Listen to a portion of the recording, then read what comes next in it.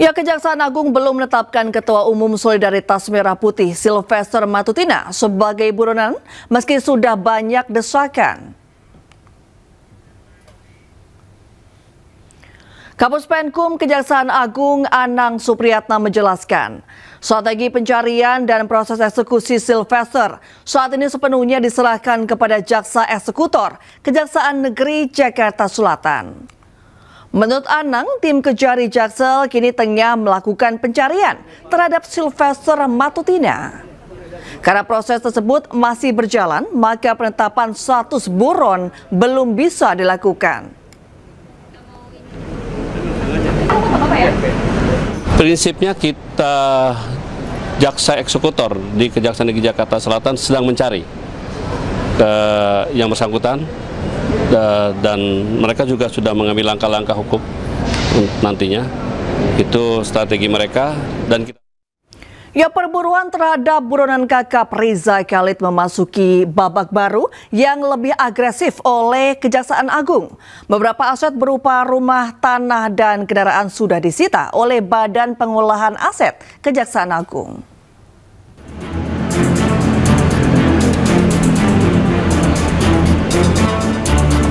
Kejaksaan Agung telah memindahkan kendaraan sitaan Muhammad Riza Khalid, tersangka kasus dugaan korupsi tata kelola minyak mentah dan produk kilang Pertamina periode 2018 hingga 2023. Kendaraan milik tersangka telah berhasil disita oleh Badan Pengelola Aset dan dibawa ke rumah penyimpanan benda sitaan negara.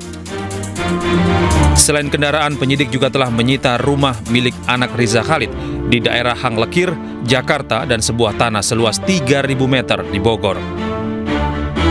Memang dalam penanganan perkara pengolahan minyak mentah yang dimana ada salah satu tersangkanya ada MRC yang sekarang sedang menjadi DPO kita, kita di samping kita melakukan pengejaran terhadap yang bersangkutan untuk dihadirkan di Indonesia, penyidik juga melakukan kegiatan aset tracingnya, di mana ada beberapa aset yang sudah kita dapat dan ada beberapa kendaraan mewah yang sudah kita sita, kurang lebih hampir 10 unit lebih ya.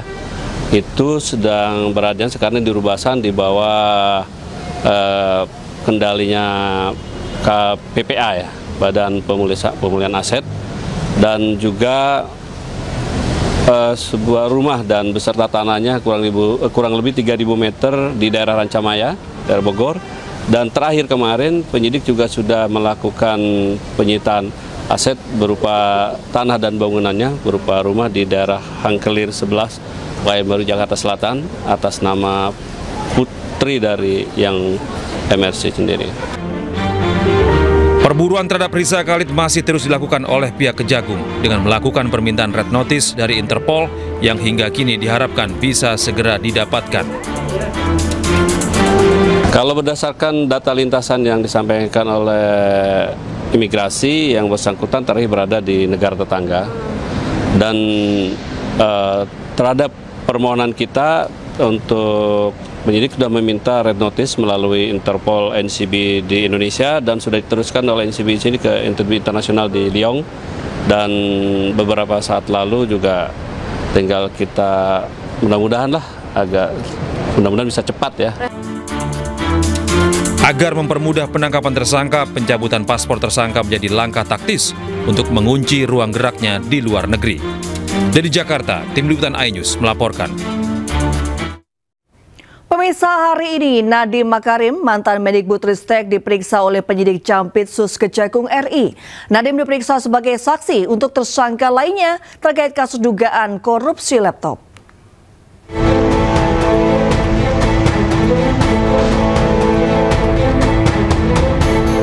Mantan Mendikbudristek Nadiem Makarim diperiksa oleh penyidik Jampitsus Kejagung RI terkait kasus dugaan korupsi Chromebook pada hari Selasa. Nadiem diperiksa sebagai saksi untuk tersangka lainnya di Kejari, Jakarta Selatan.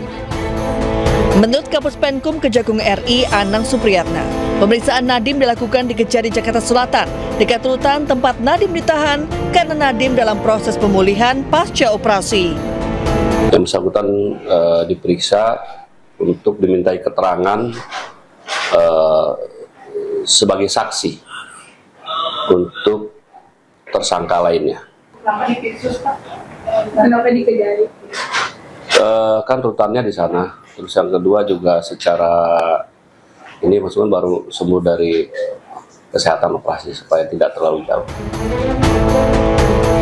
Penyidik terus mendalami bukti-bukti untuk memperkuat berkas perkara dan mengembangkan penyidikan terhadap pihak-pihak lain yang diduga terlibat dalam proyek pengadaan Chromebook di Kemendikbudristek periode 2019-2022.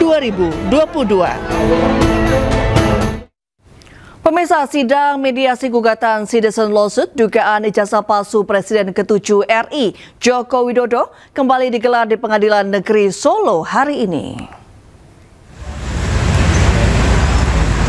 Ya, dalam sidang mediasi kedua tersebut, semua prinsipal tergugat, yaitu Jokowi, Rektor UGM Ova Emilia, dan Wakil Rektor UGM Wening tidak hadir.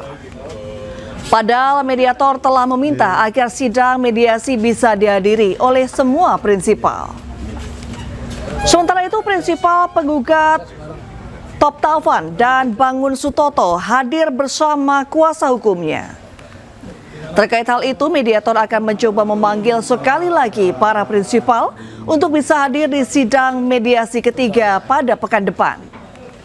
Ya, meskipun kuasa hukum Jokowi menegaskan bahwa kliennya tidak akan menghadiri sidang mediasi baik daring maupun luring. Di dalam gugatan CLS, maka Pak Jokowi sangat-sangat keberatan untuk memenuhi tuntutan tersebut dan tidak akan hadir dalam proses mediasi baik secara luring maupun secara daring sebagaimana yang telah kami sampaikan kepada mediator. Bahwa mediasi itu wajib menghadirkan prinsipal, itu yang harus dipahami. Jadi kalau prinsipal tidak hadir ya berarti dia tidak menghormati. Karena tidak menghormati ya berarti bisa dipastikan kemungkinan besar apa yang kami inginkan tentang ijazah itu tidak akan pernah terwujud, ya.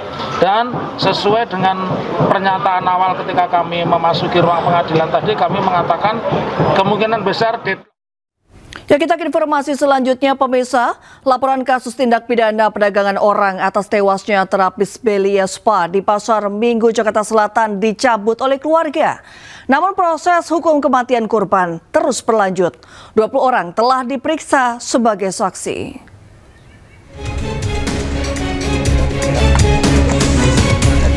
Polisi menyebut ada 2 perkara dalam kasus kematian seorang terapis di Delta Spa berinisial RTA di lahan kosong Pejaten Barat, Pasar Minggu, Jakarta Selatan. Perkara pertama tentang penemuan jasad korban, di mana sampai saat ini hasil otopsi dari forensik Rumah Sakit Polri belum keluar. Sedangkan perkara kedua terkait laporan keluarga korban tentang dugaan pelanggaran Undang-Undang Perlindungan Anak dan juga tindak pidana perdagangan orang. Menurut polisi, perkara kedua telah dicabut pihak keluarga korban karena sudah diselesaikan secara kekeluargaan. Meski telah dicabut, proses penyidikan tetap berjalan dengan berpegang pada Peraturan Kapolri Nomor 8 Tahun 2021. Penyidik Satreskrim juga mempertimbangkan upaya restoratif justice dalam penanganan kasus ini. Namun pada tanggal 13 Oktober itu, pelapor dalam ini korban juga mengirimkan surat kepada penyidik bahwa laporan tersebut dicabut karena sudah ada perdamaian antara korban dan terlapor. Namun dari penyidik kami akan berpegang teguh pada Peraturan Kapolri Nomor 8 Tahun 2021, apakah kasus ini dapat diselesaikan secara RJ atau secara keluarga ataukah tidak. Kapolres Metro Jakarta Selatan juga mengaku belum mengetahui isi perdamaian kedua belah pihak, termasuk ada atau tidaknya uang kerohiman untuk keluarga korban. Dari Jakarta Selatan, Helmi Sajangbati, iNews melaporkan.